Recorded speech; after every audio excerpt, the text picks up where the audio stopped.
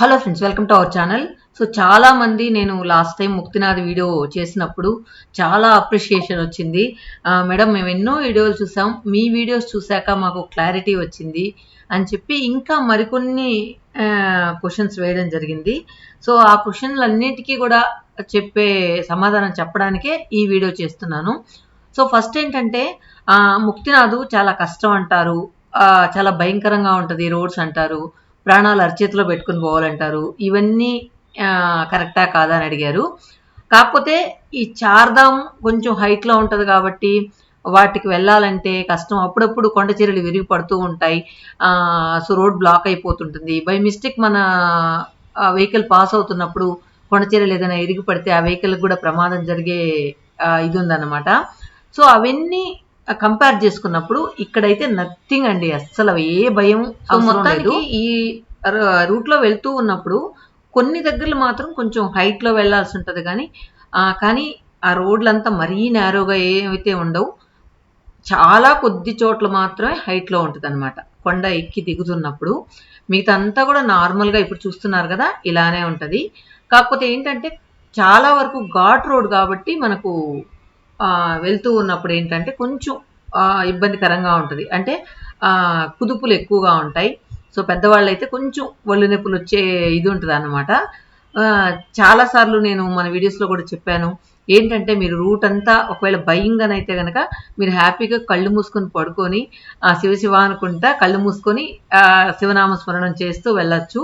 కానీ అస్సలు ముక్తినాథ్ అయితే అస్సలు భయపడాల్సిన అవసరమే లేదు. చాలామంది ఏంటంటే అక్కడ ఆక్సిజన్ లెవెల్ తక్కువ ఉంటాయి, మాకు 60+ 70+ వెళ్ళొచ్చా అని చెప్పి అడిగారు. సో మా బ్యాచ్లో అయితే 75+ వాళ్ళు కూడా ఉన్నారు.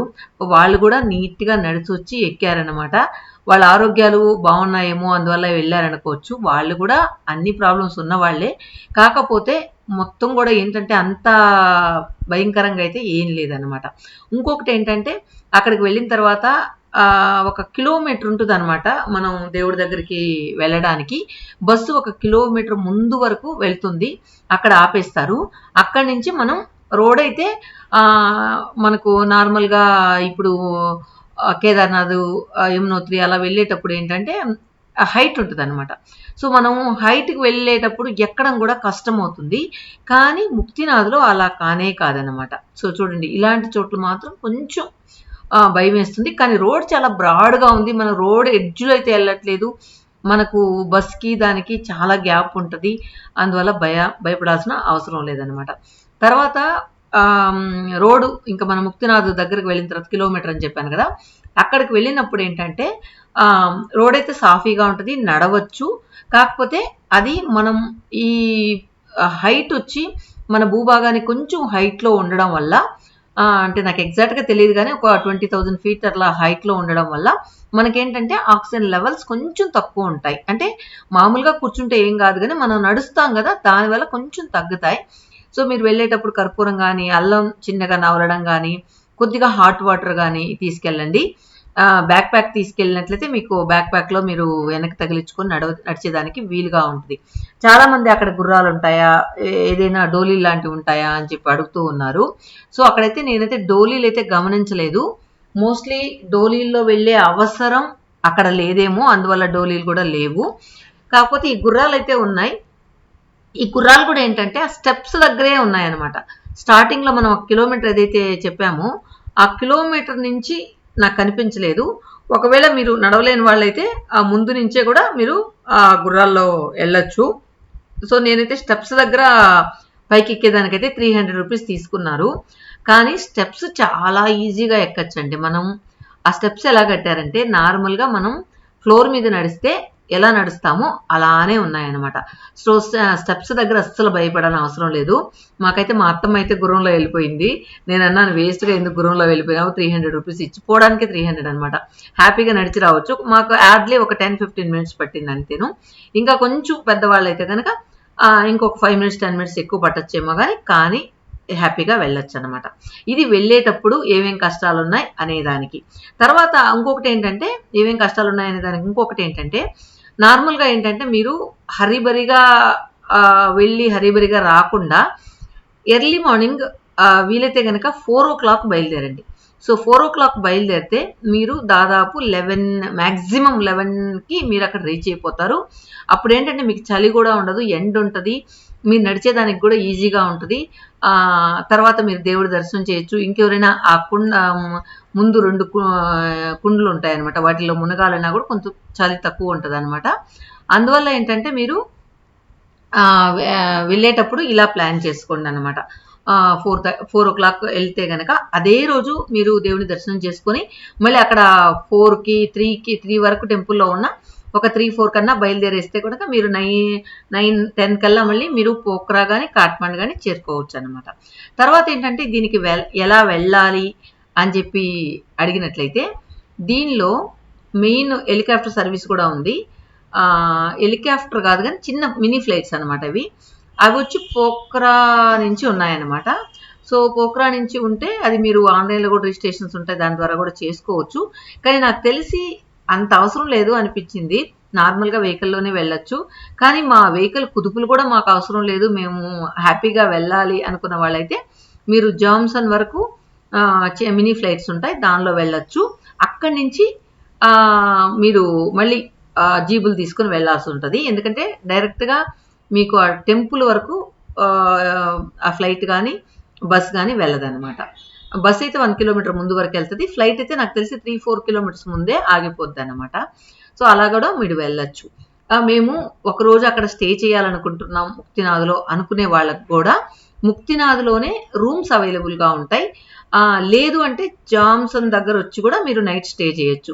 అంటే చాలామంది ఏంటంటే ఇంత దూరం వచ్చాం కదా కాసేపు గుడి దగ్గర ఉన్నాము అనుకునే వాళ్ళు గుడి దగ్గర పొద్దుపోయిన దాకా ఉండి తర్వాత మీరు జామ్సన్కి వచ్చేసి స్టే చేయొచ్చు. లేదా ముక్తినాథ్లో కూడా నాకు అంతా ఫుల్ క్లారిటీగా తెలియదు కానీ ఇది చూడండి, బస్సు ఇక్కడ ఆగింది, ఇక్కడ నుంచి నడిచే మార్గం మీరు ఇప్పుడు చూడొచ్చు.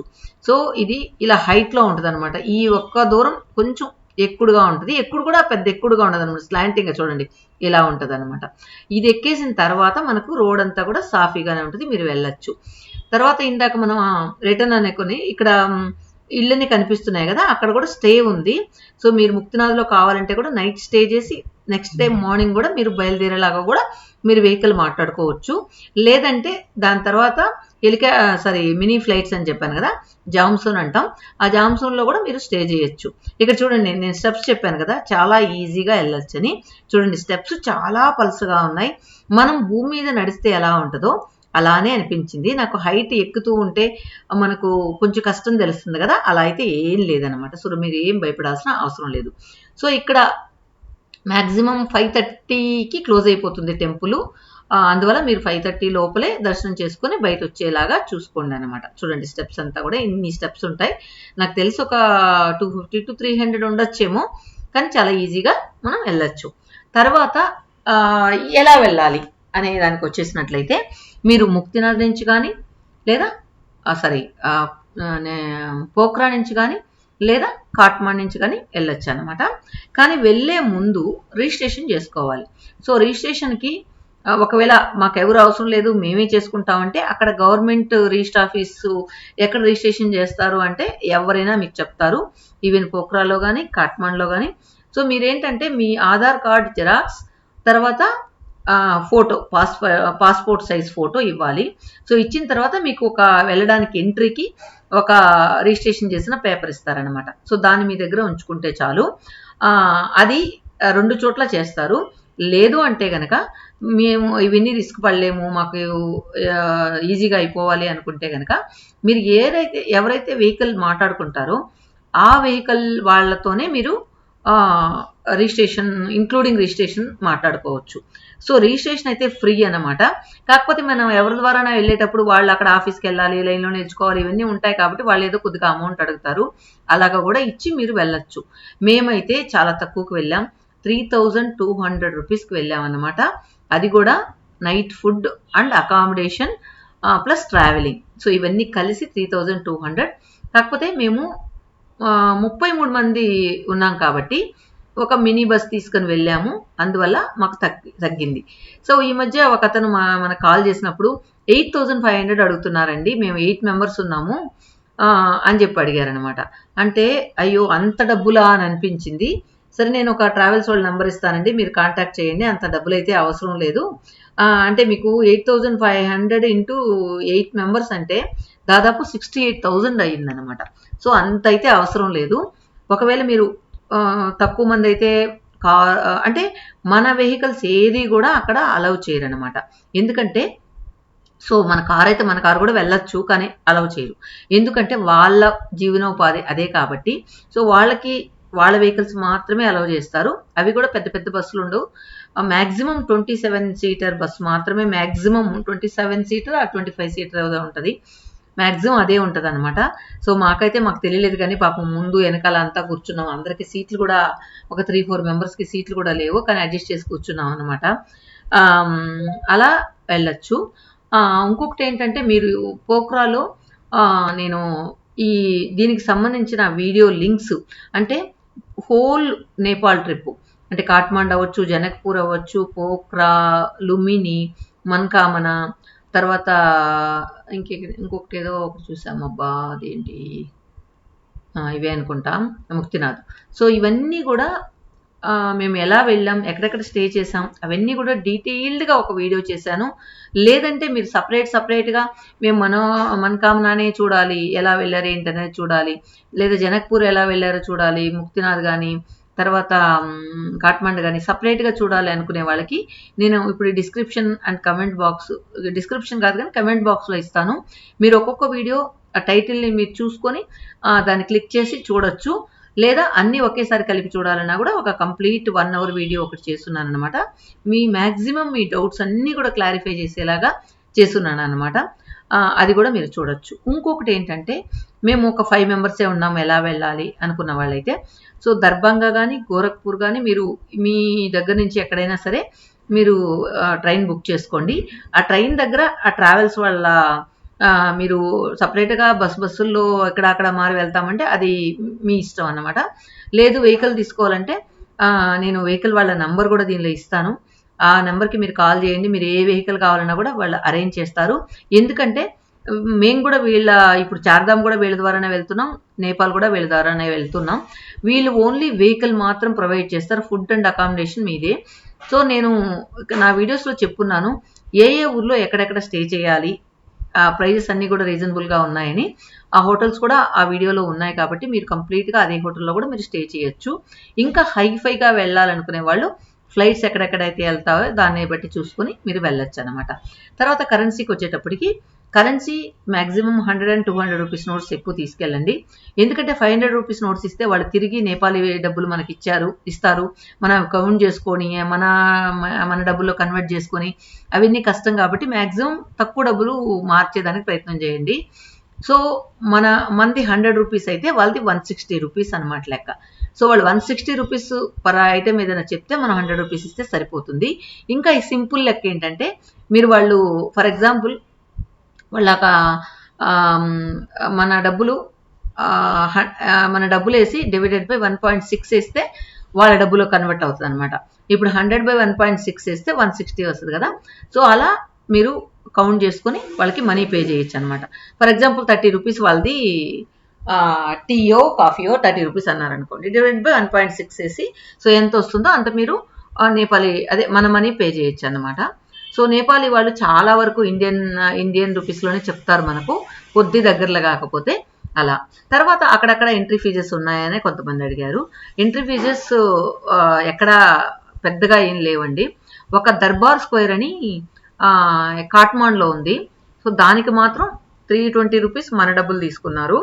తర్వాత గుప్తలింగేశ్వర్ టెంపుల్ అని ఒకటి ఉంది, అక్కడ మాత్రం మ్యాక్సిమం 60 రూపీస్ 60-70 అలా తీసుకున్నారనమాట. దేవి వాటర్ ఫాల్స్ దగ్గర గుప్తలింగేశ్వర్ పోఖ్రాలో ఉన్నాయి ఇవి, వాటి దగ్గర తీసుకున్నారనమాట. సో అంతకు మించి మనం ఎక్కడా కూడా ఎంట్రీ ఫీజ్ పే చేయలేదు. తర్వాత ఇంకొకటి ఏంటంటే మీరు వెహికల్ మాట్లాడుకునేటప్పుడు మీరు ఇంక్లూడింగ్ అన్నీ మాట్లాడుకోండి. పార్కింగ్, తర్వాత నేపాల్ పర్మిట్, అవన్నీ కూడా ఇంక్లూడింగ్ మాట్లాడుకోండి. మాకు ఇంకే సంబంధం లేదు. సో ఇన్ని రోజులు మ్యాక్సిమం నేపాల్ అంతా తిరగడానికి వెహికల్ కానీ తీసుకున్నట్లయితే మ్యాక్సిమం 7 days సరిపోతుంది. 7 days కరెక్ట్గా ఉంటుంది అనమాట. కాఠ్మండ్లో 2 days, Pokhara 1 day, Muktinath 1 day, తర్వాత జనక్పూర్ 1 day, మన్కామన లుంబిని కలిసి 1.5 day 1 dayలో 2 daysలో అయిపోతుంది అనమాట. సో అందువల్ల మీరు మొత్తం కూడా మ్యాక్సిమం 1 వీక్లో అయిపోతుంది. వన్ డే కావాలంటే ఎక్స్ట్రా పెట్టుకోవచ్చు అనమాట. ట్రావెల్స్ వాళ్ళ నంబరు నేను స్క్రోల్ చేశాను చూడండి. సో వీళ్ళైతే మాకు ఎక్కడా కూడా ఇబ్బంది పెట్టలేదు. మేము వాళ్ళని ఇబ్బంది పెట్టాం కానీ పాపం వాళ్ళు మమ్మల్ని ఇబ్బంది పెట్టలేదు. మేము బస్ తీసుకున్నాం. సో వీళ్ళ దగ్గర అన్నీ కూడా ఉంటాయన్నమాట. సో మీరేంటంటే మీరు ఎక్కడెక్కడ వెళ్ళాలనుకుంటున్నారో, లేదా ఇప్పుడు నేను చెప్పిన నేపాల్ మాత్రం వెళ్ళాలనుకుంటున్నారా, లేకపోతే మేము చాలా ఊళ్ళు తిరిగామన్నమాట 15 డేస్, అవన్నీ కూడా వెళ్ళాలనుకుంటున్నారా, పారిజాతం చెట్టు మీలో చాలా మంది చూసే ఉంటారు, అలాంటివన్నీ చూడాలనుకుంటున్నారా. సో అవన్నీ కూడా మీరు వాళ్ళకి చెప్తే వాళ్ళు దానికి తగ్గట్టు ట్రిప్ అరేంజ్ చేసి మీకు ప్రైస్ చెప్తారు. సో మీరు ప్రైస్ వాళ్ళు చెప్పిన దానికే ఇదైపోకుండా మీరు కూడా ఒక 4-5 దగ్గర ఎంక్వైరీ చేసి వీళ్ళది రీజనబుల్గా ఉంటేనే మీరు వీళ్ళతో వెళ్ళండి. లేదంటే ఒకవేళ వీళ్ళు మ్యాక్సిమం ఎక్కువ చెప్పరు, వీళ్ళు ఎక్కువ చెప్తే కూడా మీరు బార్గెన్ చేసుకొని మిగతా వాళ్ళతో కంపేర్ చేస్తే తక్కువ ఉంది, మీది ఎక్కువ ఉందని చెప్పచ్చు. కానీ ఏదైనా మీరు ఇంక్లూడ్ మాట్లాడుకోండి. మళ్ళీ అక్కడ పోయిన తర్వాత పర్మిట్కి వేరుగా అట్లా ఇట్లా మీకు చాలా ఇబ్బంది అవుతుంది. ఎందుకంటే మనకు కొన్ని తెలియదు కదా, పార్కింగ్ వాళ్ళు అక్కడ 50 అంటే 100 అంటారు, ఇవన్నీ మనకు ఎందుకు న్యూసెన్స్. సో ఆల్ ఇన్క్లూజివ్ మాట్లాడితే మనకు బెటర్గా ఉంటుంది. తర్వాత హోటల్స్ కూడా వాళ్ళు చూపిస్తారు. సో దానిలో మీకు నచ్చితే కనుక అక్కడ కూడా ఉండొచ్చు అన్నమాట. సో ఇవి నాకు తెలిసినంత వరకు నేపాల్కి మీకు అందరికీ ఎవరికైనా నేను వెళ్ళక ముందు కూడా వచ్చిన డౌట్స్ అన్నీ కూడా క్లారిఫై చేశాను. ఇంకొకటి ఏంటంటే నేను వెళ్ళడానికి ముందు చాలా వీడియోస్ చూశాను, ఎలా ఏంటి ఎట్లా ప్లాన్ చేసుకోవాలి ఏంటి అనేది. నాకు ఏది కూడా తెలుగులో అంత సాటిస్ఫాక్షన్ అయితే లేదు. అందువల్ల నేను మ్యాక్సిమం మన తెలుగు వాళ్ళు వెళ్ళేటప్పుడు ఏ ఇబ్బంది లేకుండా ఎలా వెళ్ళాలి ఏంటి అనేది వాళ్ళకి అర్థం అవ్వాలని చెప్పేసి ప్రతి ఒక్క వీడియో కూడా పిన్ టు పిన్ వివరిస్తూ నేను చెప్పడం జరిగింది. సో అందువల్ల మీరు డీటెయిల్డ్గా చూడాలంటే డిస్క్రిప్షన్లో ఉన్న వీడియోస్ ద్వారా మీరు డీటెయిల్గా చూడొచ్చు. లేదు ఇప్పుడు నేను ఈ వీడియోలో కొన్ని ఏమేమి డౌట్స్ ఉన్నాయో అన్ని క్లారిఫై చేశాను కదా, సో అవి సరిపోతుందంటే మీరు ఈ వీడియోనే మీకు సరిపోతుంది. ఇంకొకటి ఏంటంటే ఒకవేళ దీనికి మించి ఏదైనా మీకు డౌట్స్ ఉంటే కనుక కమెంట్స్లో డౌట్స్ని మీరు మెసేజ్ చేయండి, నేను వాటికి కూడా రిప్లై ఇస్తాను. లేదా మీ నెంబర్ పెడితే నేనైనా ఫ్రీగా ఉన్నప్పుడు కాల్ చేసి మీకు ఇంకా ఏం డౌట్స్ అనేది మీకు నాకు తెలిసినంత వరకు నేను ఫేస్ చేసిన ప్రాబ్లమ్స్ ఏమైనా ఉన్నా కూడా అవన్నీ కూడా మీకు క్లారిఫై చేస్తాను. మీరు అలాంటి ప్రాబ్లమ్స్ ఫేస్ చేయకుండా క్షేమంగా వెళ్ళి రావచ్చు అన్నమాట. ఇంకొకటి ఏంటంటే ఫుడ్. సో ఫుడ్ మ్యాక్సిమం ఏంటంటే అడ్జస్ట్ చేసుకొని తినగలనే వాళ్ళు తినచ్చు, కానీ పర్టికులర్గా మాకు అన్నమే కావాలి, ఇలాంటి కూరలే కావాలి, పప్పు రసం అలాంటివి కావాలి అనుకునే వాళ్ళు మాత్రం కొంచెం కష్టం అవుతుంది ఫుడ్ వరకు. అందువల్ల ఏంటంటే ఒకవేళ మేము వండుకోగలం అనుకున్న వాళ్ళైతే మీరు చిన్న రైస్ కుక్కర్ తీసుకెళ్ళినట్టయితే మీరు ఏ హోటల్ అయితే స్టే చేస్తారో అక్కడ మీరు వంట చేసుకోవచ్చు. లేదా పెరుగు పచ్చళ్ళు అట్లాంటివి ఏమన్నా కూడా తో సరిపెట్టుకోవచ్చు అనమాట ఒక్కొక్కసారి మనకు తినడం చాలా కష్టమైనప్పుడు. సో మేమైతే ఫుడ్ మ్యాక్సిమం 3 to 4 days మాత్రమే బయట తిన్నాం. టోటల్ 15 days ట్రిప్ మాది.